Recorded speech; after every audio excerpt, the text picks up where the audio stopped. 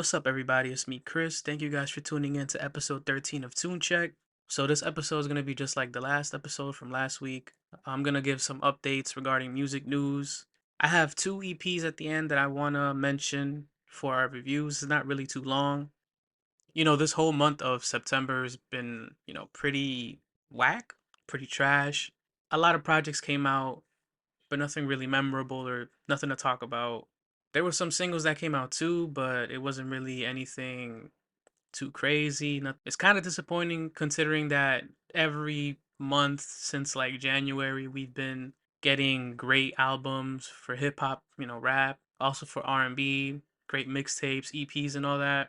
So it kind of sucks that like I guess for this month it just kind of like simmered down. Maybe it's really because the summer ended, I don't know, but hopefully it picks up again. I know next week we got Future dropping and we got Lil Tecca, so I'm definitely looking forward to those two projects. But like I said, we're just going to talk about some news updates. So first we're going to start off with some news regarding the VMAs. That was a few days ago, and shout out to Megan Thee Stallion who hosted. It turns out that the 2024 VMAs reached the biggest audience that they had in 4 years, and that's honestly pretty fire. So shout out to Megan because she did a great job as a host. Clearly, it was because she was hosting that they got their numbers up. And some of the performances were actually pretty fire. But like I said, Megan did a really good job as a host. She has this really great energy, so that definitely helped us spike and everything. So shout out to her for doing a good job. And then next, we got some news regarding Travis Scott. So on the last episode, we spoke about how he came number two and Sabrina Carpenter came number one when they released both of their projects. Like he was pretty much on track to being number one. And then Billboard delayed the results. People are saying it's due to Labor Day, but I'm not too sure. And he ended up debuting on number two with his Days Before Rodeo mixtape per album. So it turns out that his label is accusing Billboard and Luminate of rigging Sabrina Carpenter's number one debut. His team showed proof of 1,300 units that would have earned him the number one spot on Billboard. Days Before Rodeo would have debuted at number one, but those units ended up being ignored by a Luminate employee, and it turns out that that employee actually came from Sabrina's label. So people are saying that it's a conflict of interest, and that's crazy as fuck, to be honest. Like, you have somebody who was working with her before and from her label that overseed all of this, you know what I'm saying? So it definitely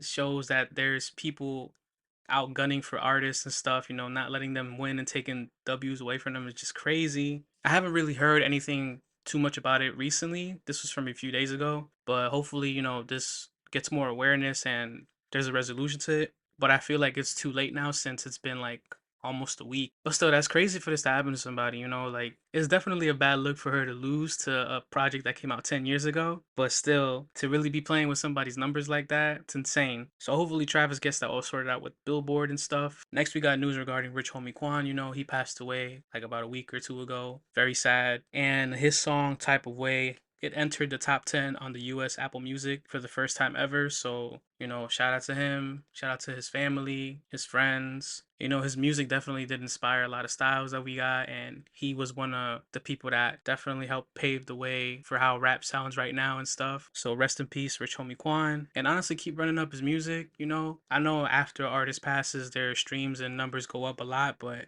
regardless, all this money goes to his family and stuff, so help support that. So go run up his music, go listen to his projects, go listen to everything. Then next we got some news regarding The Weeknd. His song Blinding Lights becomes the most streamed song on Spotify history. He also released the cover art for his album Hurry Up Tomorrow, and he released a single as well. And honestly, I don't got really too much to say about the single. I didn't think the single was that great. I thought it was kind of boring. It's very pop, mainstream. That's like the sound that he has right now too. Tell that this is gonna be played in like hella stores and all that. So that's pretty cool. Next, we got some news regarding Sweetie. Her song Nani that released a few months ago has officially reached number one on the Rhythmic Radio.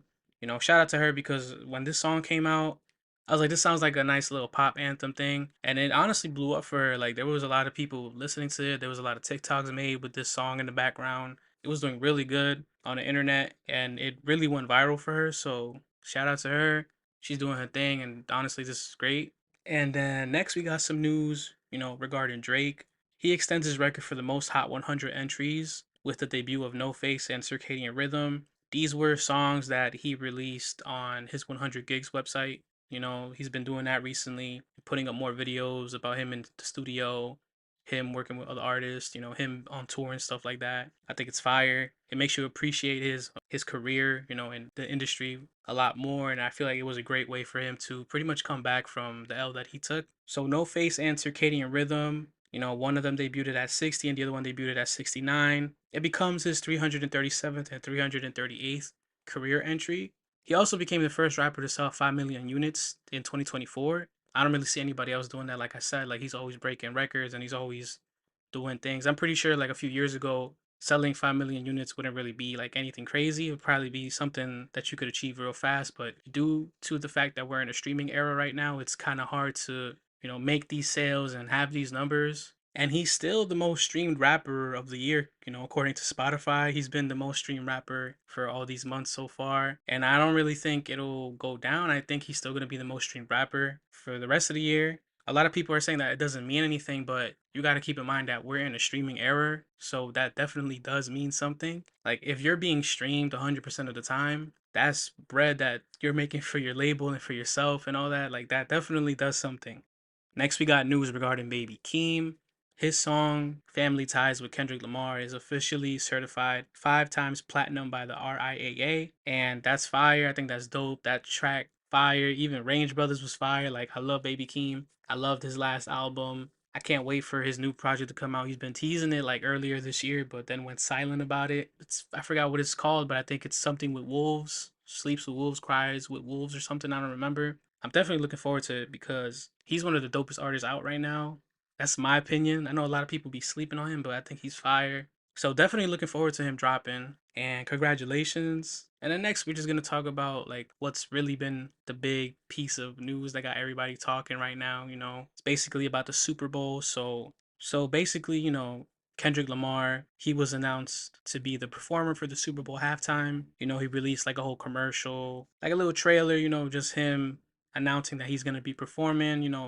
He states there's no round twos. A lot of people took that as a, sub to Drake because people are saying Drake wants a round two, but I don't really think it was a shot at him. I feel like he's just talking about the game because, there's no rematches when it comes to a championship, you know what I'm saying? But I could still see how he's taking aim at Drake, but I don't really think it was like that. I think it's fire, Kendrick Lamar, he's one of the greats, one of the goats in rap, hip hop. And for him to be headlining is pretty dope, because he's really about, hip hop and rap culture. And artistically, he's dope. And he's a good performer too. I've been to his concerts. He does a great job on stage. But for some reason, there was like a lot of controversy about this because of the location. So the Super Bowl is in New Orleans. And, when you think of New Orleans, who do you think of? The first rapper that comes to your mind, Lil Wayne. Lil Wayne's been saying that he's been wanting to perform at the Super Bowl for a while. He's been saying that for a few years now. There was a video that resurfaced,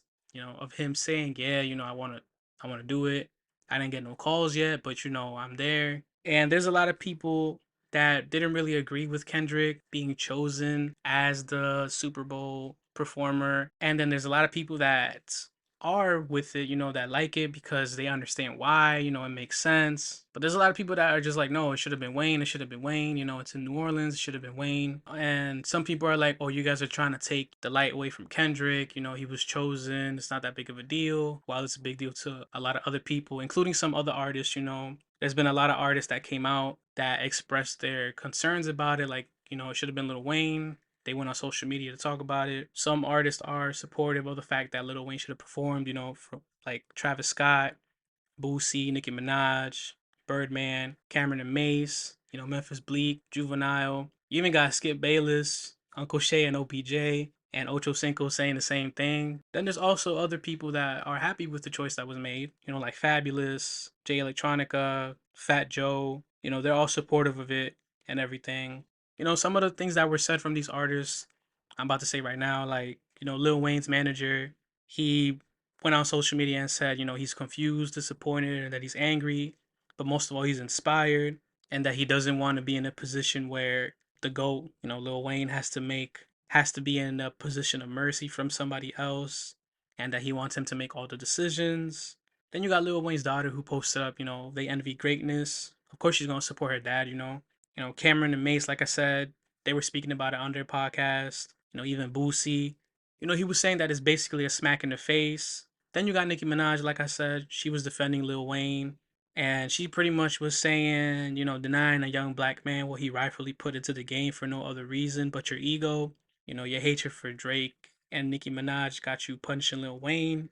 Then she's brought up about how Eminem stood firm on having 50 Cent come out, a white man, and she was pretty much going on a rant about how she's basically was telling people for years how the music industry works, how there's people that are out for, her and Wayne and Drake and all that, Young Money and stuff. Then she goes on and says, you don't know half of the stuff that Lil Wayne has done for me and for others. Wayne had Drake and I on his tour with no paper sign. He was on all my mixtape with no paper sign. This man literally changed the face of hip hop. The hair too. He inspired so many artists to get face tats and locks and inspired your fave MCs to be great MCs. That he was never in it for the money. It's always been for the love of music. Then Birdman even said, hating that shit for real. And then after they all said something, that's when that video of Lil Wayne came out of him saying how he wants to perform at the Super Bowl in New Orleans really bad. Travis Scott posted a music video on his story of Lil Wayne and him singing along to the words and everything, rapping the words. Drake posted up Lil Wayne, photos of him and everything to show support. He's always going to support Wayne. Then Nicki later on went on and said, you can love and respect Kendrick and still love and respect Wayne. Even Kendrick loves and respect Wayne. Every real rapper loves and respect Wayne. And then there's Fabulous, who, like I said, came out and said he's supportive of Kendrick being chosen. And he breaks it down in his video like, hey, Jay-Z isn't the only one that makes this choice. Like there's a board of other people that chose, and I'm rocking with what they all decided. I think is great for hip hop, and I agree. I think that's best choice, to be honest, for right now. And then there was also, Rory and Mal. They kind of like stirred a little bit more controversy with it because Mal has said that Drake turned down the Super Bowl 4 times, and they were trying to see why Kendrick was chosen. They said that Kendrick would have eventually been chosen, but why now? And they pretty much was saying that it's because of his song Not Like Us and the momentum he has right now, which makes sense. And I also agree that I feel like Kendrick would have been chosen to do this eventually. And he also said that Drake turned it out 4 times, and a lot of people was like, how do you know, like, if you turned it out 4 times, why didn't he just do it? Or, people just don't believe it, people don't agree, or there's people that be like, damn, that they do agree, that they believe it. Honestly, like, if I feel like he probably would have been asked, and if he was asked, it probably was just 1 time. I don't think he turned it out 4 times. But considering how big he is and how mainstream his music is as well, I feel like he was definitely asked to do it, maybe, or was gonna be asked. But at the end of the day, it doesn't really matter because we're talking about Kendrick. You know what I'm saying? Then there was a video of Jay-Z that came out from an interview from a while back where he says, when you hear people's gripe against me, it's always about something I didn't do for them. And that's true, because Jay-Z has done a lot for a lot of artists. And to hear all this negativity around him right now, acting as if he's the one that made the decision, is kind of crazy. And I feel like that's just ridiculous, to be honest. After everybody got whatever they needed to get off their chest, Kendrick Lamar dropped a song on Instagram. Doesn't have a name for it. The cover art for the song is a pair of black Air Forces that's being auctioned on eBay. I think that's funny as hell. He takes shots at academics. Nobody likes academics. You know what I'm saying? So that's cool. I got no problem with that.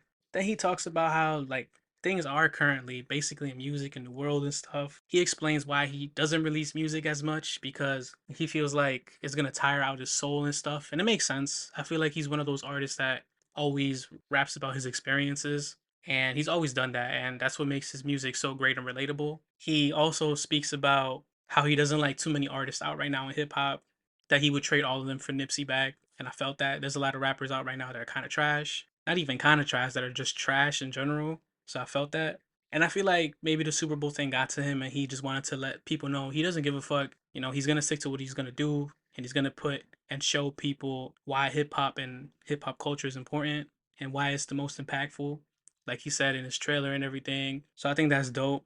And then one of Kendrick's friends came out and stated that that was just a teaser and that there's more to come really soon. So, I'm excited. I think Kendrick is dope. I love Kendrick. Definitely excited to see what else he's going to bring out. And, just my thoughts about this whole Super Bowl thing. I think it's dumb. I think this is like one of the dumbest things that's going on right now. I agree with Kendrick being chosen. I think that's like the smartest move that, the NFL, whatever, can make. You know what I'm saying? Like, Apple is sponsoring it. They're paying money so that they can have somebody perform. Jay-Z and everybody else got to make a choice on who they want to perform, what hip hop artist they want to perform, and what other choice and what other artist is out right now that's been talked about for like months. You know what I'm saying? Like Kendrick Lamar right now has the most momentum this year. He's been talked about like crazy. Like his song Not Like Us, is still being played, is still number one. It went back to the charts to back to number one after this whole thing. It's sold so many units and everything. It's been streamed every day. I hear it everywhere. So it makes sense from a business standpoint to choose Kendrick Lamar because it's guaranteed that you will get viewers since everybody tuned into him this entire year.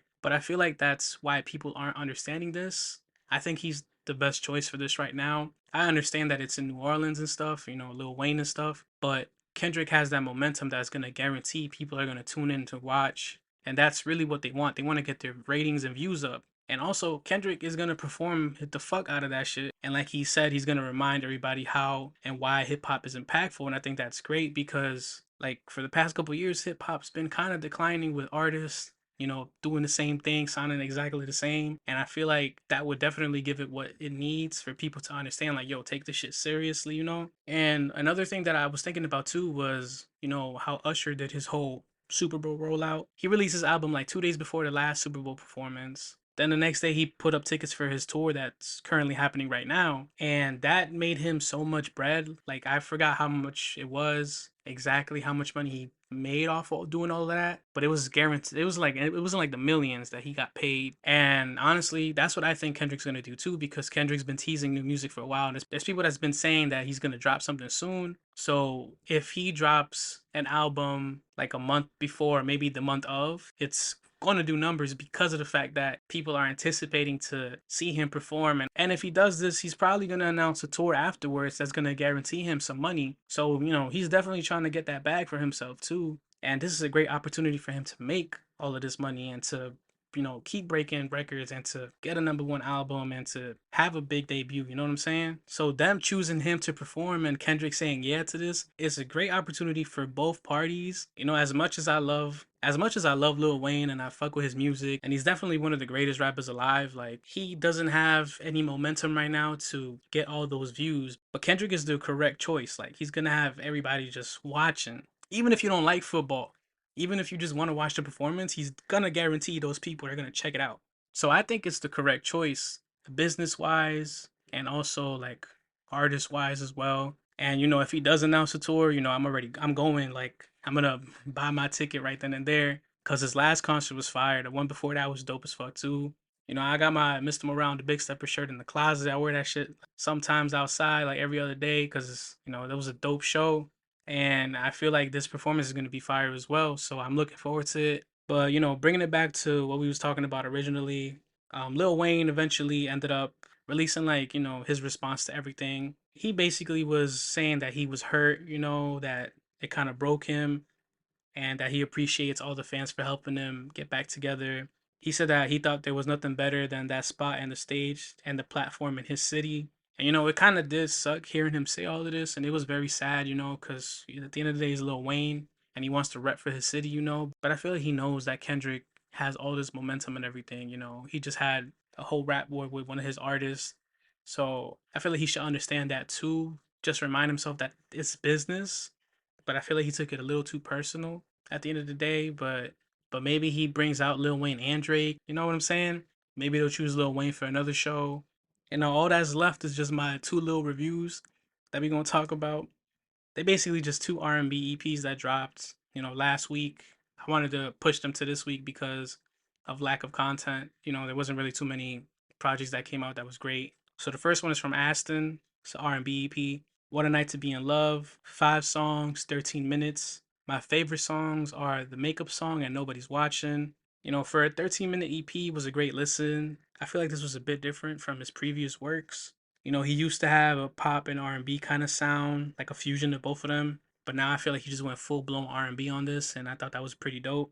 The lyrics here are simple at times, but they're like things you could relate to really easy, things that will have you thinking and stuff. He sings about self-love and self-discovery on here, and that's pretty interesting. When you listen to all the songs and everything, you see how he goes about these things, and it's really dope. I like the production here. A lot of people were saying that the production was kind of bad, like on social media and stuff, but I think it's great. I think it sounded really well and that it fit his voice like really well too. His voice sounds really nice on this EP. It's very like soft spoken, and I feel like because of the lyrics that he wrote, it helps his voice stand out a little bit more. But you could tell that like this EP was something that he like easily made, that he had a great time making, and I love projects like that because it makes it easier for the listener to just enjoy it more too. It doesn't feel forced, stretched out or dragged. So, shout out to Austin. I don't even know if I'm saying your name right. My bad if I'm not, but shout out to you. You did a great job. And then the next EP that I want to talk about is from Rennie, Lucky Seven, 7 songs, 24 minutes. I think these are just songs that he chose for this EP because he's gonna release like a bigger project soon. So my fave songs on here are Gone with the Wind, Miracle, and Your Ecstasy. This whole EP was great. I thought it was one of the best EPs to come out this year, especially for R&B. I loved what he did here. I think he sounds great. Artistically and creatively, it was great. This was very experimental. I love the mix of rock and soul on here. You can also hear the alternative R&B influences here as well. You hear his guitar more on here, and I think that's dope. He definitely finds a way to contribute that into like most of the songs, and it sounds great. When you're listening to this, you could also hear how confident he sounds with what he just made. Like I said, it's very experimental, but you could hear the confidence of him singing, of him on every track. So that means that he enjoyed making this, that this is what he wanted to make, and that the outcome was something that he wanted. This EP was about himself, his journey so far. He speaks about his past and what he wants in his future. And these themes were consistent throughout the entire thing. I thought it was, and these themes were consistent throughout the entire thing, which was great. It showed a lot of his vulnerability as well, and he explores love on certain tracks, and pretty much he explores love on certain tracks. He's a really good writer too. I love the lyrics on this project. They're very relatable, and the way that he sings them, it helps the listener, feel the emotions that he wanted to get across. And I'm excited for what he's gonna drop next. This was just like, like a little prequel, just to give us fans like a little taste. And then that there's a bigger project coming out soon. This EP was one of the best EPs that came out this year, and I loved how he grows as an artist with every project he's dropping. He's figuring out what kind of artist he is, and I appreciate that. And you could hear it in the music. So please go listen to it. Please go check it out and check out the other EP as well that I mentioned. But that's about it for this episode. Like I said, it's mostly just gonna be news. Hopefully next episode we got some good projects to talk about, and hopefully these two other projects from Lil Tecca and then the other one from Future don't get pushed back. I hope they drop when they're supposed to drop. Thank you guys for listening. I really appreciate you guys checking this episode out. Go check out my other episodes as well. Go follow me on socials, like and subscribe to everything on your streaming platforms, Spotify, Apple. Send this to all your friends, send this to your family members, send this to people at work, let everybody know. Hope you guys have a great week and tune in next time. Peace.